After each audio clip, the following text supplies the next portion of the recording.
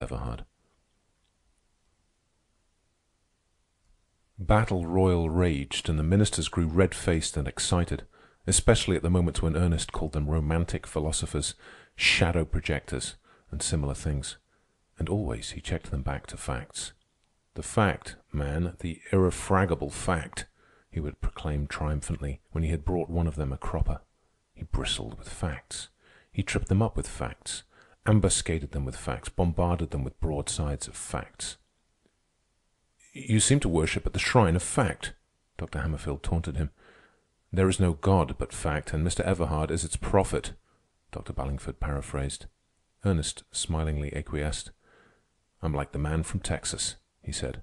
And on being solicited, he explained, "You see, the man from Missouri always says, 'You've got to show me.' But the man from Texas says, 'You've got to put it in my hand,' from which it is apparent that he is no metaphysician."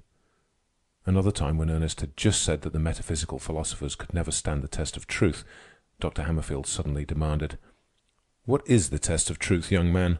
Will you kindly explain what has so long puzzled wiser heads than yours?" "Certainly," Ernest answered. His cocksureness irritated them. "The wise heads have puzzled so sorely over truth because they went up into the air after it. Had they remained on the solid earth, they would have found it easily enough. Aye, they would have found that they themselves were precisely testing truth with every practical act and thought of their lives." The test, Dr. Hammerfield repeated impatiently. "Never mind the preamble. Give us that which we have sought so long, the test of truth. Give it us, and we will be as gods." There was an impolite and sneering skepticism in his words and manner that secretly pleased most of them at the table, though it seemed to bother Bishop Morehouse. "Dr. Jordan has stated it very clearly," Ernest said. "His test of truth is, will it work? Will you trust your life with it?" Note: a noted educator of the late 19th and early 20th centuries of the Christian era. He was president of the Stanford University, a private benefaction of the Times. "Pish," Dr. Hammerfield sneered. "You have not taken Bishop Berkeley into account. He has never been answered."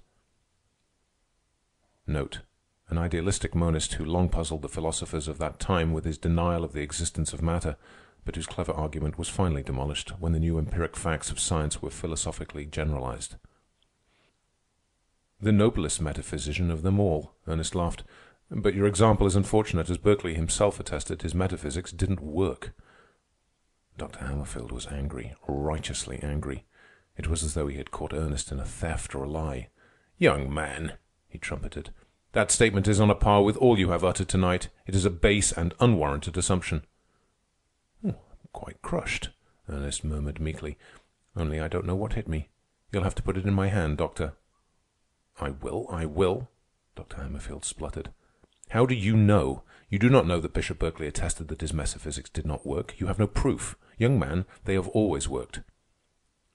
"I take it as proof that Berkeley's metaphysics did not work because—" Ernest paused calmly for a moment—"because Berkeley made an invariable practice of going through doors instead of walls, because he trusted his life to solid bread and butter and roast beef, because he shaved himself with a razor that worked when it removed the hair from his face." "But those are actual things," Dr. Hammerfield cried. "Metaphysics is of the mind." "And they work? In the mind?" Ernest queried softly. The others nodded. "And even a multitude of angels can dance on the point of a needle. In the mind," Ernest went on reflectively. "And a blubber-eating, fur-clad god can exist and work. In the mind. And there are no proofs to the contrary. In the mind. I suppose, Doctor, you live in the mind?" "My mind, to me, a kingdom is," was the answer. "That's another way of saying that you live up in the air. But you come back to earth at mealtime, I am sure, or when an earthquake happens along. Or tell me, Doctor, do you have no apprehension in an earthquake that that incorporeal body of yours will be hit by an immaterial brick?" Instantly, and quite unconsciously, Dr. Hammerfield's hand shot up to his head, where a scar disappeared under the hair. It happened that Ernest had blundered on an apposite illustration. Dr. Hammerfield had nearly been killed in the great earthquake by a falling chimney. Everybody broke out in roars of laughter. Note: the great earthquake of 1906 A.D. that destroyed San Francisco. "Well?" Ernest asked, when the merriment had subsided. "Proofs to the contrary?" And in the silence he asked again, "Well?" Then he added, "Still well, but not so well, that argument of yours." But Dr. Hammerfield was temporarily crushed, and the battle raged on in new directions. On point after point, Ernest challenged the ministers. When they affirmed that they knew the working class, he told them fundamental truths about the working class that they did not know, and challenged them for disproofs. He gave them facts, always facts, checked their excursions into the air, and brought them back to the solid earth and its facts.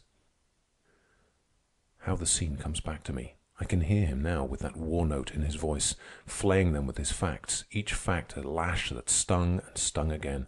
And he was merciless. He took no quarter and gave none. I can never forget the flaying he gave them at the end. Note: this figure arises from the customs of the times, when, among men fighting to the death in their wild animal way, a beaten man threw down his weapons. It was at the option of the victor to slay him or spare him. You have repeatedly confessed tonight by direct avowal or ignorant statement that you do not know the working class. But you are not to be blamed for this. How can you know anything about the working class? You do not live in the same locality with the working class. You herd with the capitalist class in another locality. And why not? It is the capitalist class that pays you, that feeds you, that puts the very clothes on your backs that you are wearing tonight.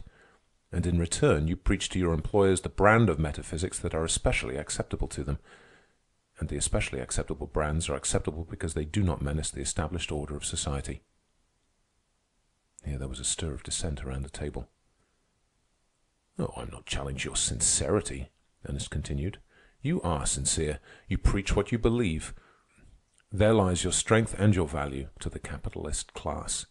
But should you change your belief to something that menaces the established order, your preaching would be unacceptable to your employers and you would be discharged. Every little while, some one or another of you is so discharged. Am I not right?" Note: during this period, there were many ministers cast out of the church for preaching unacceptable doctrine. Especially were they cast out when their preaching became tainted with socialism. This time there was no dissent. They sat dumbly acquiescent, with the exception of Dr. Hammerfield, who said, "It is when their thinking is wrong that they are asked to resign." "Which is another way of saying when their thinking is unacceptable," Ernest answered, and then went on. "So I say to you, go ahead and preach and earn your pay, but for goodness' sake leave the working class alone.